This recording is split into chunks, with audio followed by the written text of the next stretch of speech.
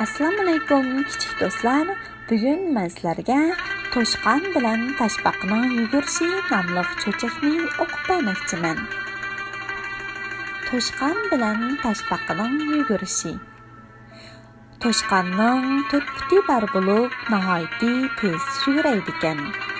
Toshbaqning to'rt puti bor bo'lib, nihoyatda asta o'mlaydi ekan.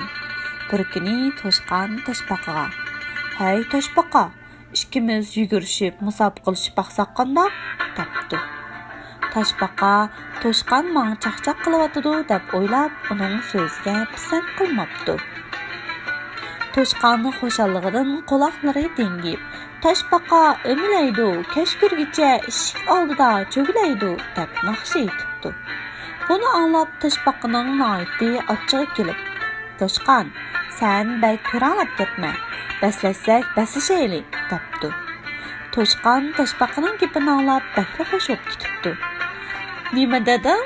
Yaxshi, undaqda ikkimiz mushu yerdan yugurishni boshlaylik. Qana qaysimiz ovu tog' qaptildagi cho'ng daraxtning tubiga oldida yetib boramizkin" debdi. 1, 2, 3 Toshqon bir kuchab yuguribla Toshbaqadan xeyli yajroqlab ketibdi. Toshqon keyniga qarab, Toshbaqaning o'mlab texi azroqli yo'l yurganligini ko'ribdi.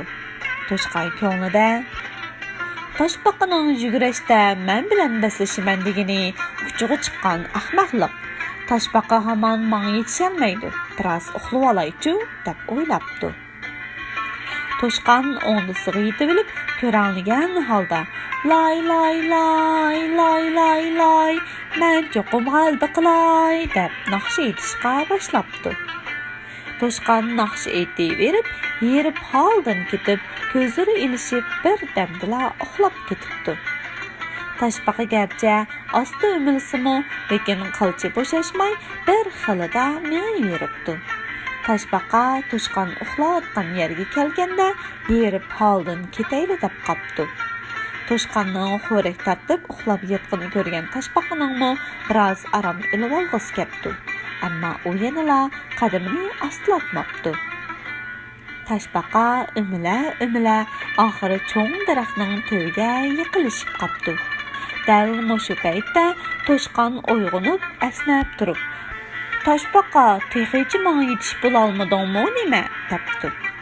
U orqasiga shuncha qarabmi Toshbaqani ko'rolmabdi. Oldiga shunda qaragan ekan, Toshbaqa belgilangan nuqtaga yetibla qopdi. Toshqon darhol Toshbaqani qo'lab, tog' qalpig'iga kapni qopdi. Ammo bu vaqtda Toshbaqa belgilangan nuqtaga allaqachon kelib bo'lgan bo'lib, daraxt tubida Toshqonni saqlayotgan ekan. Toshbaqa g'alba qilibdi. Toshqon beshini sangilatganicha bir chetda turib, o'zining nima uchun yengilib qolganligining tagiga yetolmabdi. Kichik do'stlar, bugungi cho'chkamiz mushada oxirlashdi. Allohga omonat.